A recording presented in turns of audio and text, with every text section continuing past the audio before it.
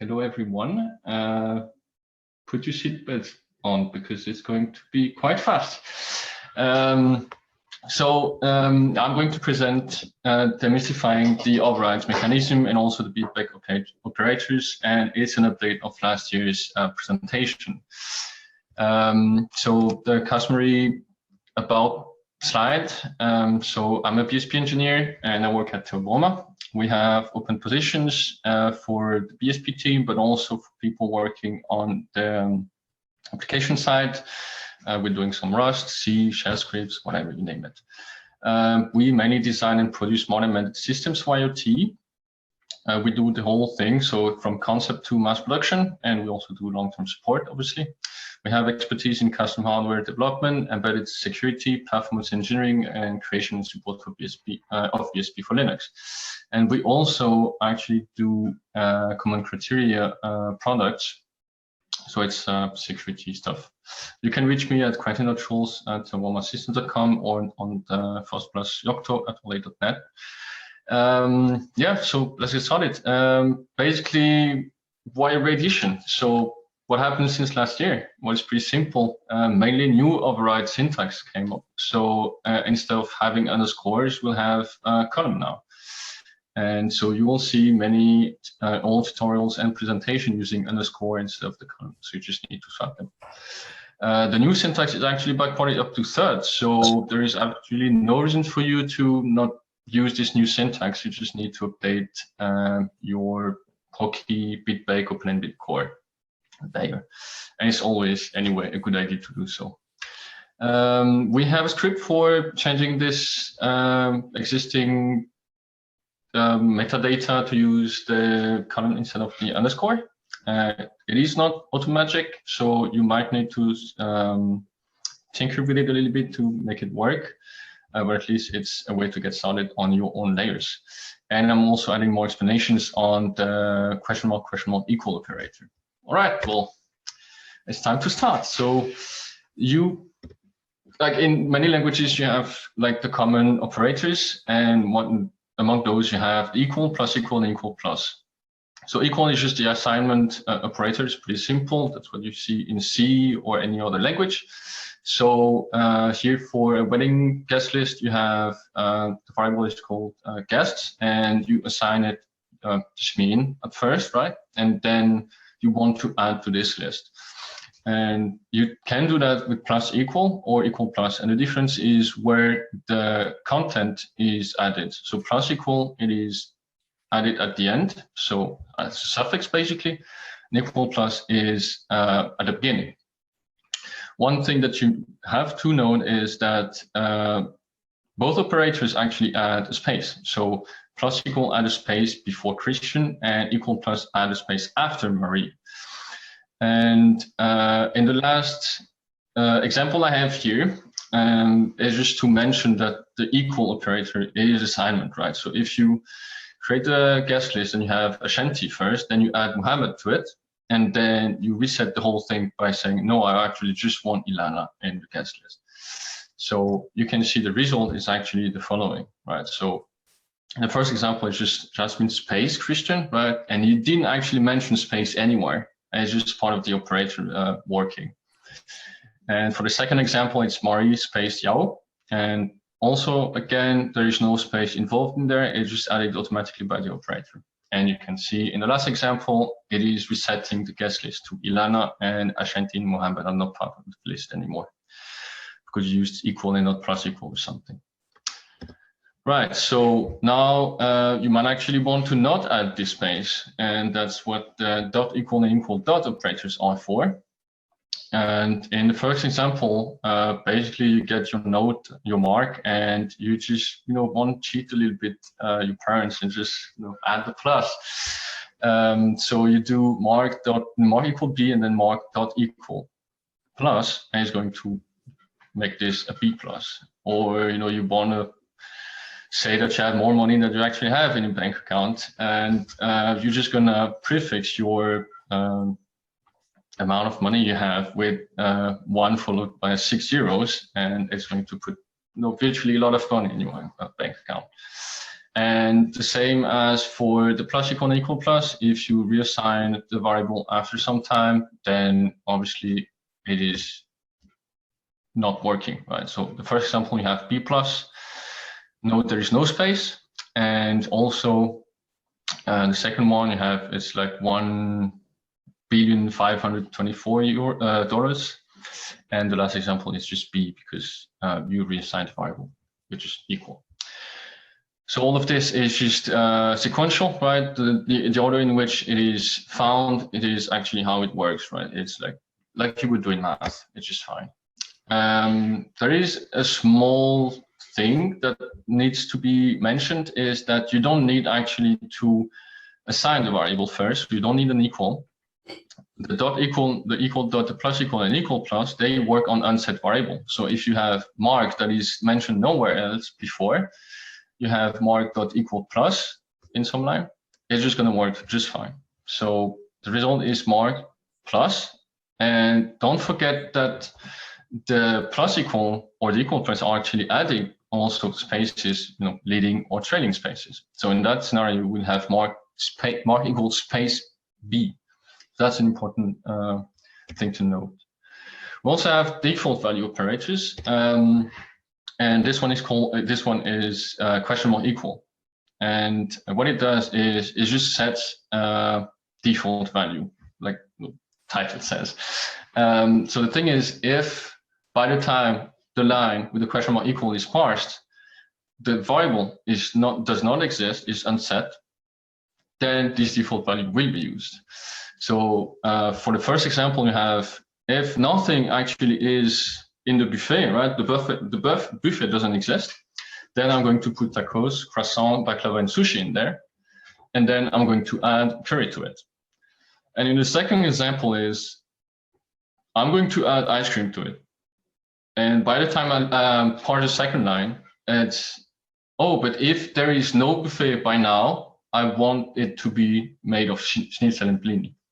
So obviously, in the second example, you wouldn't get the schnitzel and blini because the buffet will actually already have ice cream. And you see that I have actually made a mistake because it's buffet equal space ice cream because we're using the plus equal. We also have a weak default value operator, which is question mark equal.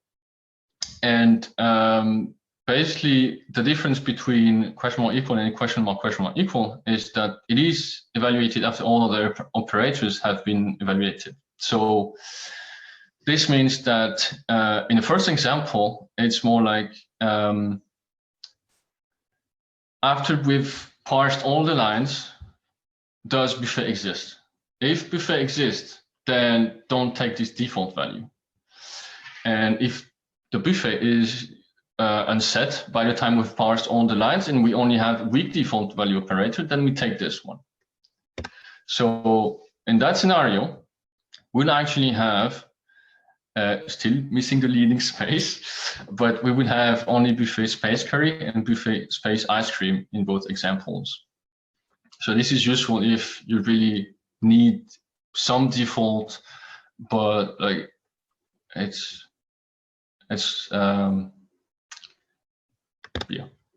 So it's you have to understand also like the question mark equal, so that with default value operator is also waiting for the question mark equal, so default value operator to be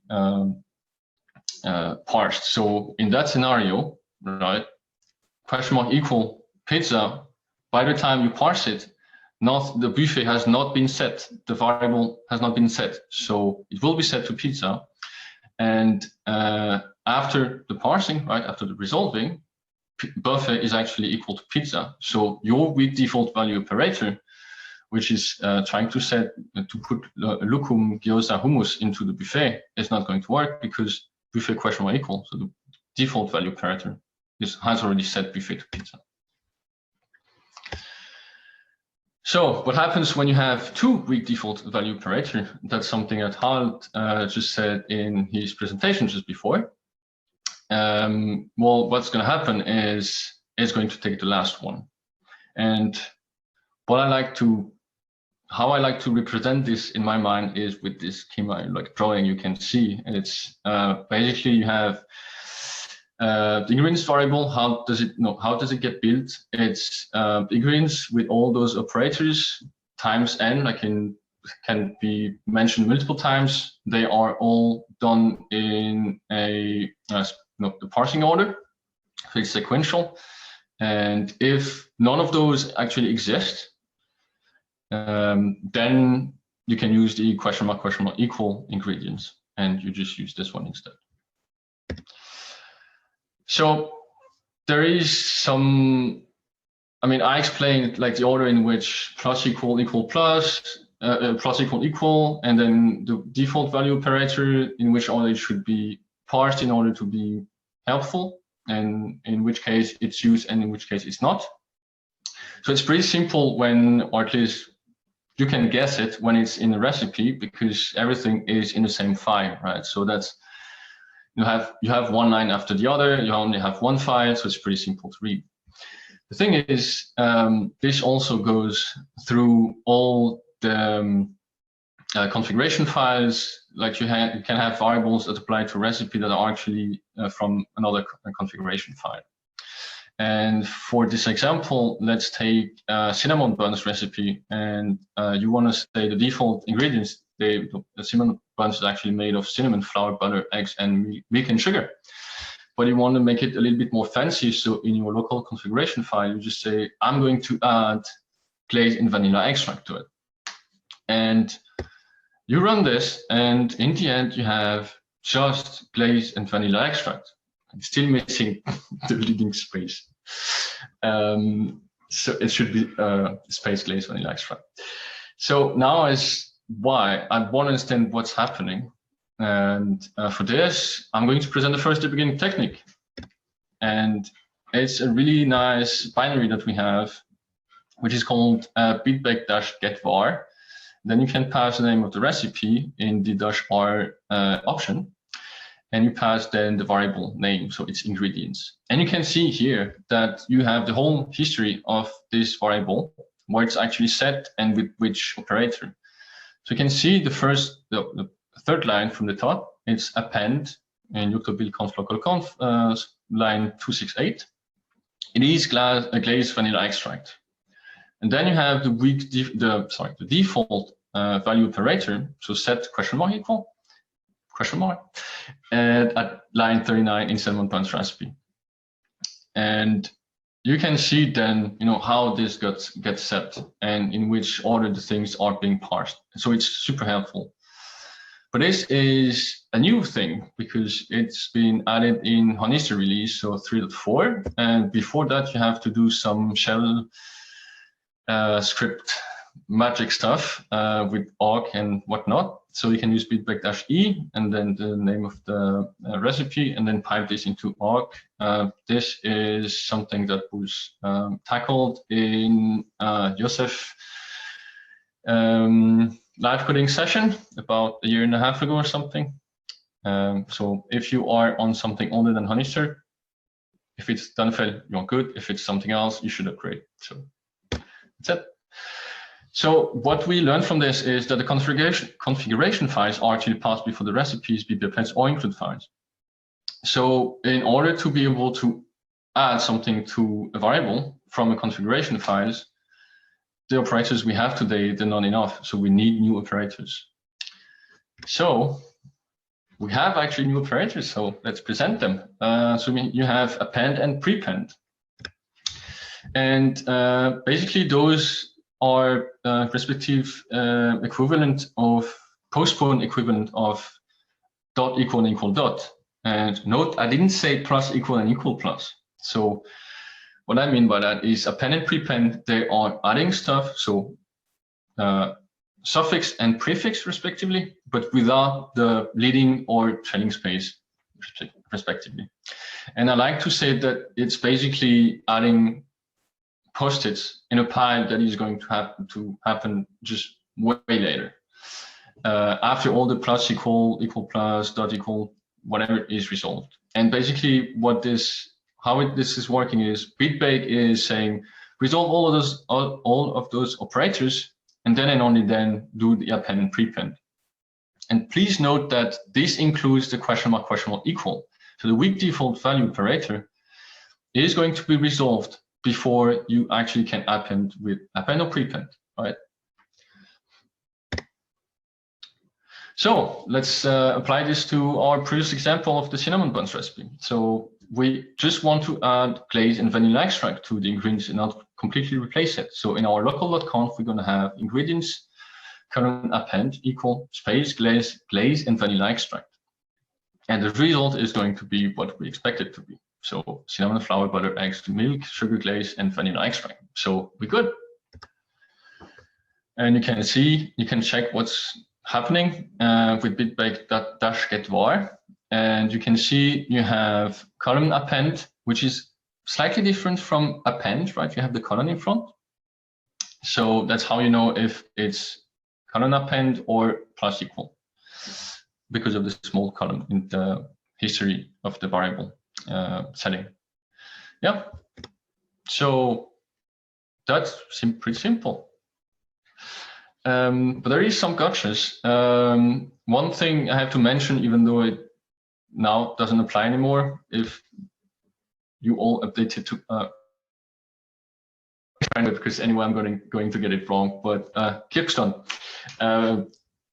branch, right, the 4.0, the latest release, has this removed and it's not possible anymore. But it used to be possible to have column append plus equal. This would basically say append and the leading space, but this was extremely confusing because append are, you cannot modify appends, you can only add more appends. And I'm going to get to that a little bit later in a few slides. But like it did for the plus equal and equal plus dot equal dot, the append and the prepend works the same way on unset variables. So you don't need to have the variable set before for an append to work. And here it's gives column append equal space puzzle. The result is gives space puzzle. That's just it. So basically, that's what I was about to get into. It's, you cannot modify appends. You can only add more appends or prepends. So let's take the example of gift list. I have to a list of gifts I have to get for my nephew for Christmas or whatever. And I know he wants train and train toy, and then I'm thinking maybe he also wants a puzzle, so I'm just going to add it to the list. And then talking with her, his mother, I just understand it. He actually doesn't want a puzzle but a doll instead. So I was like, oh, I'm just going to append the doll and it's going to be fine. The thing is, that's not how it works, and the result is actually train, puzzle, and doll, and I just want to train and doll. So how do I undo this? I actually need a new operator for this. So here comes another operator. Oh, no, after. So why, like in which scenarios would you use append instead of plus equal? It's pretty simple to understand when you have configuration files and variables. That's what I explained just before. So if, for example, in your recipe you have an equal, and in your conf local conf configuration file you have a plus equal, this will be overwritten by the recipe, right, because of the parsing order. So for example, here I have an example with BB classes and a recipe. And you can see that when you inherit CMake class, which is doing a depends plus equal CMake native, so we expect the native version of CMake to be a dependency of our CMake based software. So I inherit CMake and then I do depends equal bash. And the other way to do it is to have depends equal bash and then inherit CMake. And the result is different because of the order in which it is parsed, right? So the result in the first, so in CMake based software 0 recipe, you have depends, it's just equal to bash, but the second one, it is bash and CMake native. So you can see that the order in which the classes are inherited, if they're using plus equal and the recipe is using equal, matters. But this also applies to the order in which you are inheriting classes. So let's say that you have a boost BB class that is doing a depends equal boost, and a CMake BB class that is doing depends plus equal CMake native. And in that scenario, you have for the software 2, the recipe 2, you have inherit CMake boost, and in recipe 3, you have boost CMake. And because of the parsing order, you will get also different answers. So we have depends equal boost only for the recipe 2, but for recipe 3, you have boost and CMake native, because first the boost class will be parsed and then the CMake class. So equal and then plus equal. So that's why I personally like to use current append, so append and prepend in BB classes, or include files or configuration files, because this allows to not care the slightest about the order in which your variables are set or your classes are inherited. So here you'll see the result is actually the same. So that's pretty neat. And you can, it applies when you have also 2 classes that are inherited, and the order technically doesn't matter, but it will be slightly different, right? So we'll have first the space, right? Because it's append space CMake native, and then space boost. And in the third example, you have boost and then CMake native. For the depends variable, doesn't matter anyway, so that's fine. So now I have to say that this is kind of a controversial way to deal with variables being overridden in recipes. I know a few people who don't like this, but it's simple to me.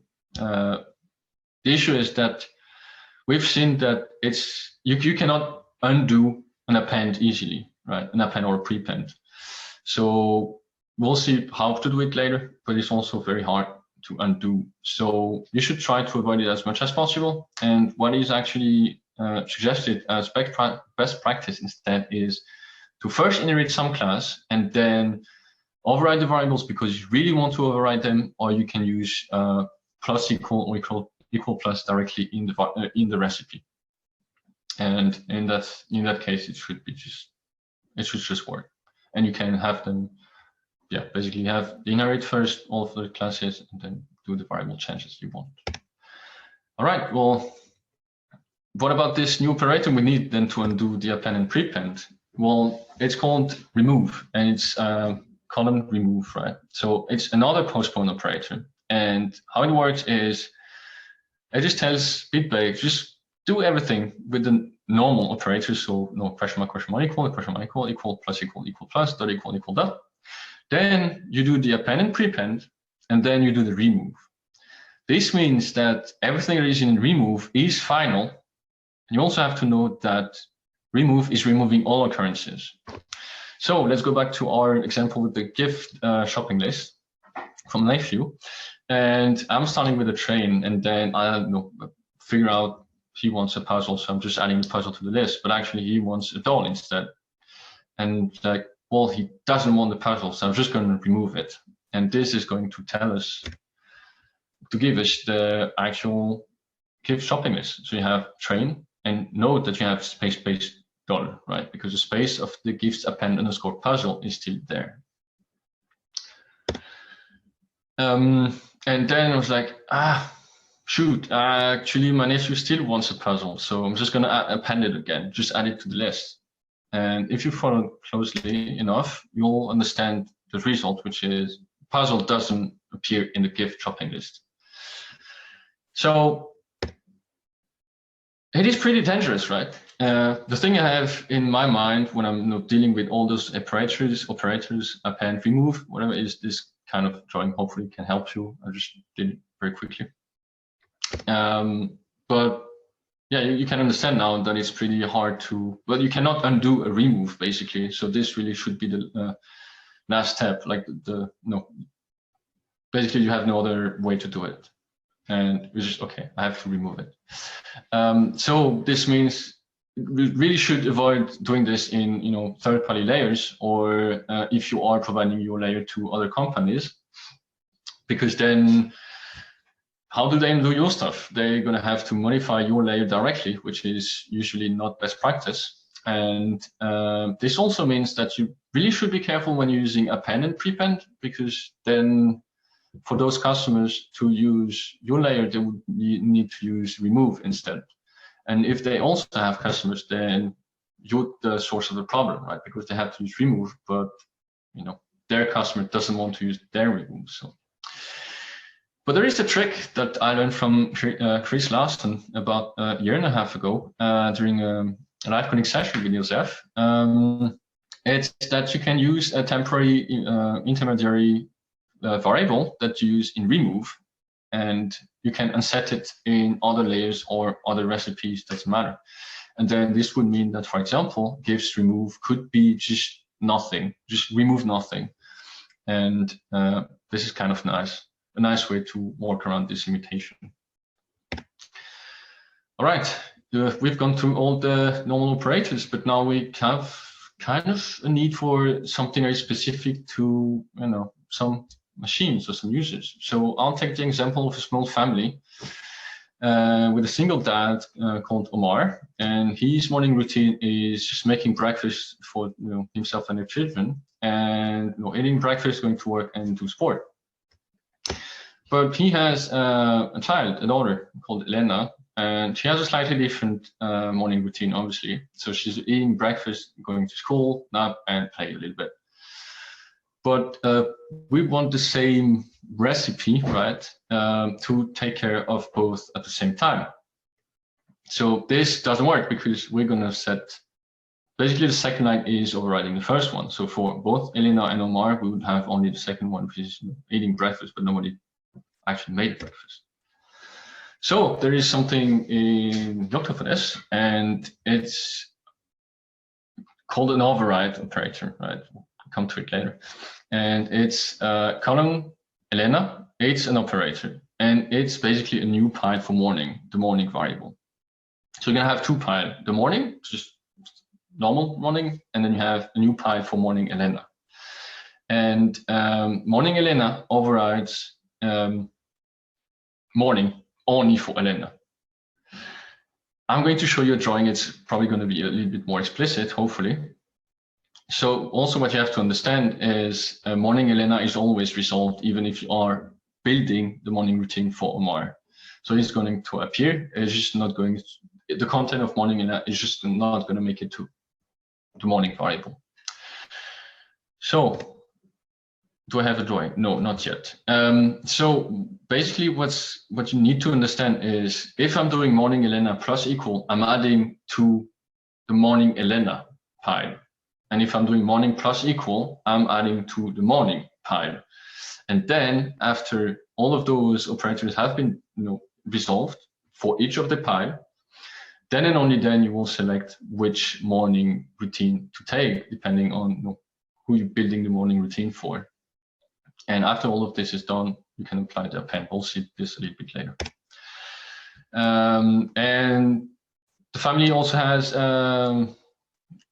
a second child called Esteban, and he has the same routine, right? So as Elena, breakfast, school, nap, and play, as usual for small children.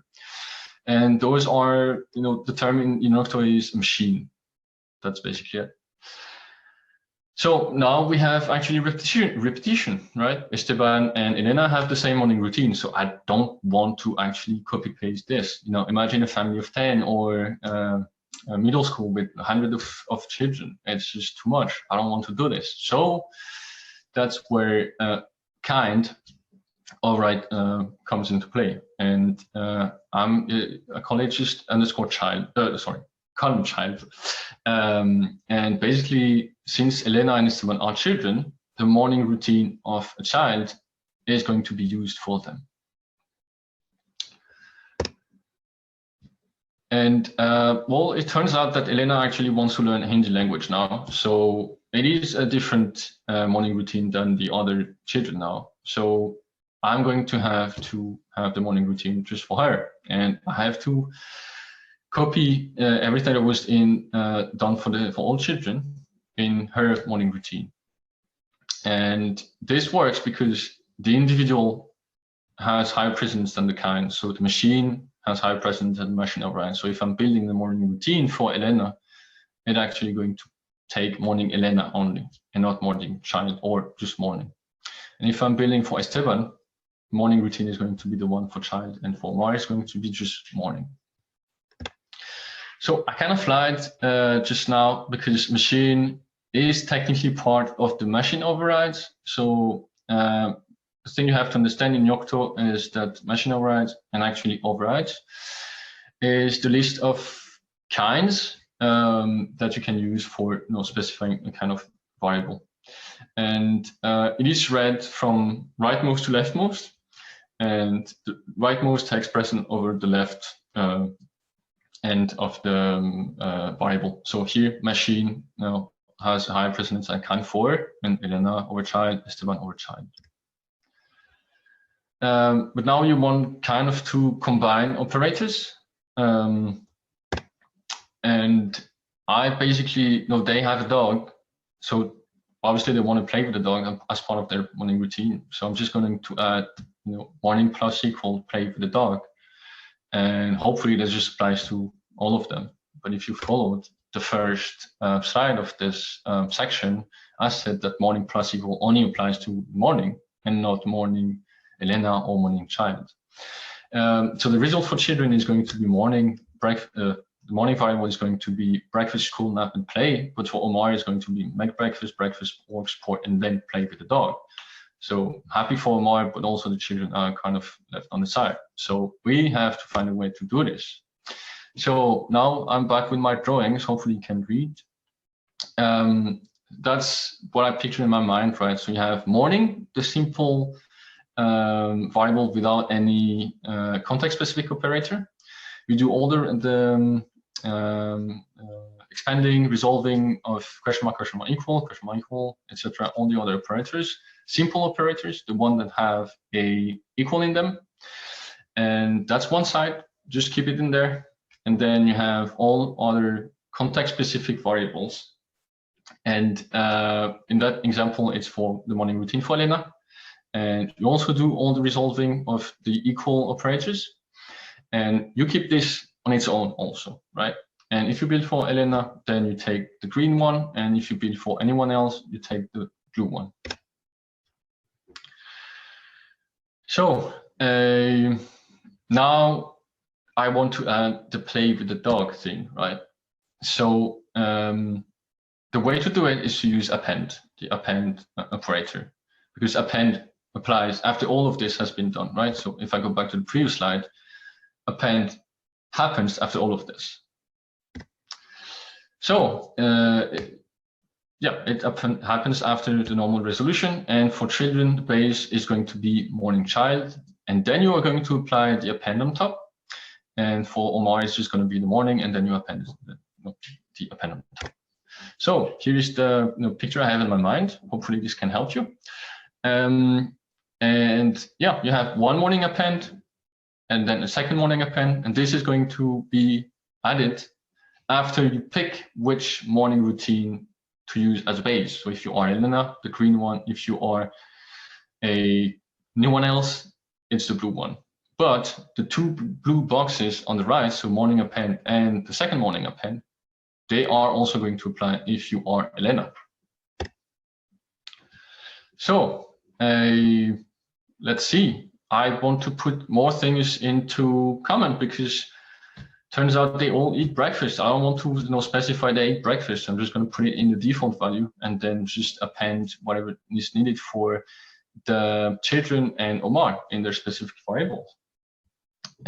So yeah, basically I'm doing this way, and I think it's pretty cool. Well, it turns out the result is not the one I expected. So the default morning, So the morning routine for children is going to be school, nap, and play only, even though I was expecting to add school, nap, and play to breakfast, but that's not what happened. And then the result for Omar is going to be just make breakfast, work, and sport, and still missing breakfast. And for all the others, it's going to be just breakfast. So this one is correct, but not the others. So something's wrong. So I need to understand how to read the combined operators. So let's go through it. So morning is the variable. Then I have colon Omar. So that's the pile for Omar. Then I have colon append. So that's a pile for later. It's like it's going to happen after all the expanding and resolving of the equal operators have been made. So technically, colon Omar colon append, it creates a post-it for the Omar reserved pile of morning. So for Omar, what's going to happen is morning Omar will be taken, and for that we then append. So maybe with the drawing, we'll see later. The drawing is going to appear a bit later. But the other way to organize this is you have morning, append, and Omar. So you have append, so it's the pile for later, but this applies on the morning normal variable. Then you have colon Omar, which is only for Omar. And append Omar is basically creating for Omar only a post-it on top of the default pile. So the morning, just morning variable, not morning Omar, just morning. So morning and all its operators, so equal, plus, equal, dot, equal, whatever, will be resolved. And then you do append Omar only if you are Omar. Otherwise, it doesn't happen. So here you can see the drawing I made, still hopefully helpful to you. So what's happening is you can see the two green boxes on the left. You have morning Elena, and you do all the the equal operators. Then you do morning Elena append to it. So this is basically one box, right? And all of this is what's going to be morning for Elena, the morning routine for Elena. And after all of this has been made, then you can apply the appends on the right side of this drawing. So morning append Elena, and then morning append. So for Elena, what's going to happen is I do the morning Elena, equal operators. Then I do morning Elena append. Then I do the top one, morning append. Then the middle one, morning append Elena. And then the bottom one, morning append, in that order. Now, if I'm not Elena, what's going to happen is I do the morning with the equal operators. That's just it. Resolve everything that's needed. And then I'm doing the morning append, the bottom one, and the morning append, the bottom one. And that's it. So let's use the correct one then. So the result is going to be the one we expected. So that's cool. That's great. So breakfast cool nap play for the children. Breakfast make breakfast work sport for Omar, and for all the others, he's just eating breakfast.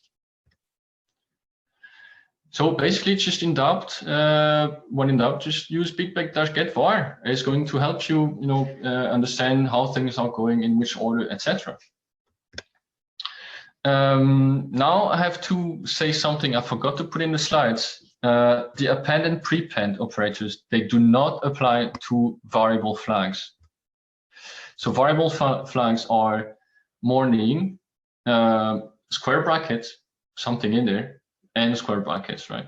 You cannot use append for those. You can only use the equal operators. So plus, equal, whatever. But the append and prepend and remove do not work on those. So actually hit another operator from you, which is also an equal operator, but a slightly different one. And it's the immediate expansion operator. It's it's the walrus sign, I think it's called. So it's column equal. What it does is make everything in there expand directly. So where you've actually seen this the most is in BB appends.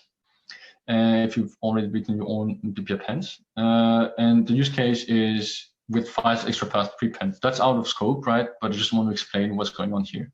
So this dir is actually a variable storing the directory at the time of expansion. And what you have to understand is how things are working internally in Bitbake. So when you are building a recipe, what's going to happen is you have all the configuration files that are used for your project that are added on top. Then you have all the variables, and you have inherit. You put directly in there, in line, the content of the class or the include file or whatever. And then you put the rest of the recipe, then you have the BB appends and etc, etc, etc. This is basically called a flattening, and all this happens in the, this is all visual, right? But this happens in the directory where the original recipe is. It's called the flattening, and it does all this, right? And then, and after then are the variables expanded after all the parsing has been done, after all the flattening, etc. So if you were to use the equal for this dir, then it would be resolved at the end of all this flattening and all this resolving, and this would mean that this dir is actually the path to the original recipe, which is not where you have your file stored from your BB append. That is why you have the immediate expansion operator, so colon equal, and it is this dir is going to actually be resolved directly at that line, and is going to store the value of the directory of the directory of the BB append. Now there is also some hidden use of operators, so things where you actually don't see those operators being used, and one of those is the inherit, include, or requires, which are also called directives. So let's say that in a recipe you have package config default value set to conf1, and then you have inherit, and then this inline pattern, which is basically if the package config contains conf1, please inherit conf1 BB class. And in BB append, you just say, you know what, I actually don't want the package config to have conf1 in there, so just use remove. It could be just equal, it's the same. What's going to happen is inherit conf1 is actually inherited, but the content of package config is nothing in the end. So that's quite surprising, and that's because inherit is going to do the immediate expansion for you. So by the time we are in after the inherit line, package config is actually equal to in the line is actually equal to conf1 because it's resolved. So even though you are removing it at the end, it's still at the moment of the line being there. All right, there is also a use for files. So let's say that you want a specific def config for your kernel for your machine that is an ARM64 machine or called AR64, and you want a def config that is agnostic, like machine agnostic, like nothing really special. So I'll just put the def config, the normal one, at the root of where you put normally your files for recipes, so in the my kernel directory. And for the ARM64 machine, I'm going to create a subdirectory which is named after the name of the machine, AR64, and put a def config in there. And this means that with the line just above, so rc URI plus equal file and then column / def config, this is enough for Bitbake to select the correct def config based on your machine configuration. That's pretty cool. But this also means there are a few gotchas you need to be aware of. So have the original recipe in the original layer, and then I want to append to it and add my own def config. And what I'm doing is creating a BB append, adding my def config in my own subdirectory for this BB append, and it's going to work. I'm sure of it. But the thing you have to note here is the def config of the original recipe is actually in an AR64 subdirectory.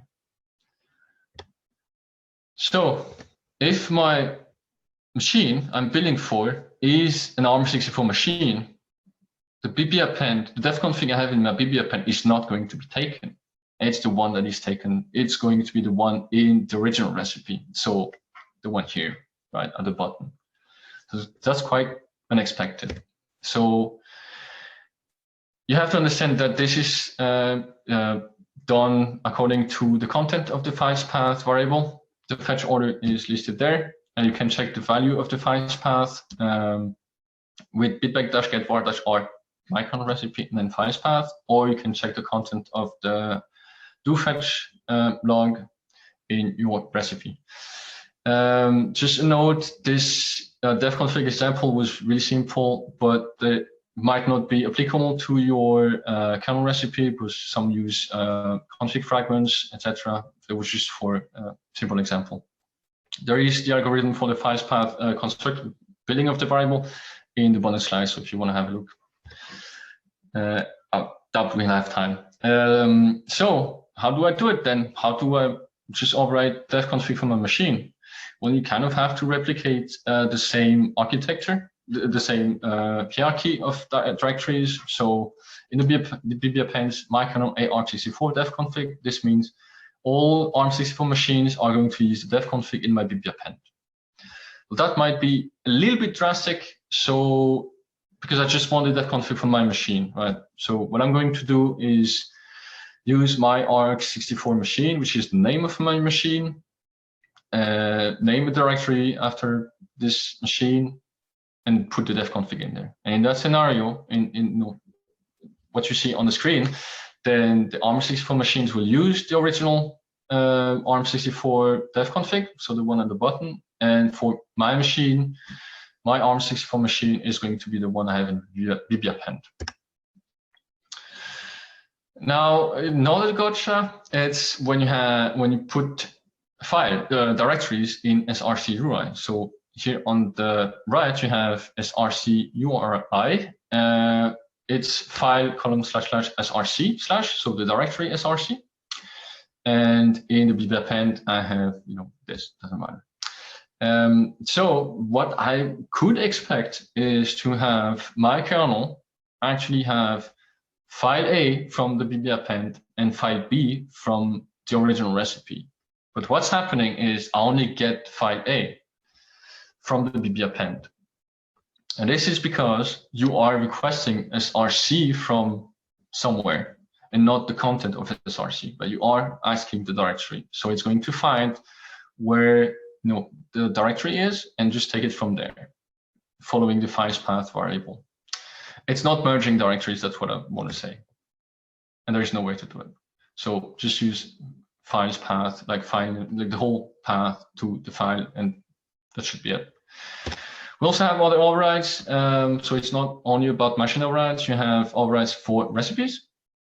So it's column PN, the name of the recipe. Note that this only makes sense from configuration files, because we have, as we say in the Yocto chant #1, global data, configuration data is global data and recipe data is local data. So anything that is put in a recipe only applies to this given recipe, nothing else. And if you have variables or something in configuration files, then it applies to anything else, any other recipe, right? And just a reminder, images are actually image recipes, so you cannot modify package recipes from an image recipe. That doesn't work. We also have column class native and class target for target packages, so the one that are supposed to run on the target, right? So your product. And class native is where for things that are built for your billing machine. You also have for the libc, so column libc muscle, for example, if you're building for muscle, you have glibc also. It's stored in libc override. You have pocky, which is distro overrides. It can be pocky, I think it is no distro, whatever you name it. You also have force variable, which has precedence over all the others except one, which is the lib32 override. It's grid class multilib lib32, provided that you use multilibs equal multilib column lib32. This kind of out of scope, but it's basically when you are building for a 64-bit machine and you want some things to be 32-bit, that's what you use multilib for. Then you also have task-specific overrides. So in that example, task compile, but I actually prefer to say task conf. You provide an example of task configure. In that example, let's say that the configure script is broken for, doesn't work in parallel job threads, right? So you're going to say, you know what, run the configure task in only one thread. So parallel make equal J1, I think. And then that's it. And then take all the threads for the compile, which is the default, right? So I'm just going to do column task configure. And so parallel make column task configure equal J1, and then that would only apply to configure to inside configure task. Sorry. And note it is missing the do underscore, so it's task compiler, not task dash do underscore. So here are the sources of whatever I'm saying. The override syntax change. Also the append prepend with the plus equal plus whatever, that is being removed. Also, this is coming from years of trial and mostly errors, and some history about why we came up with overrides. And yeah, that's basically it.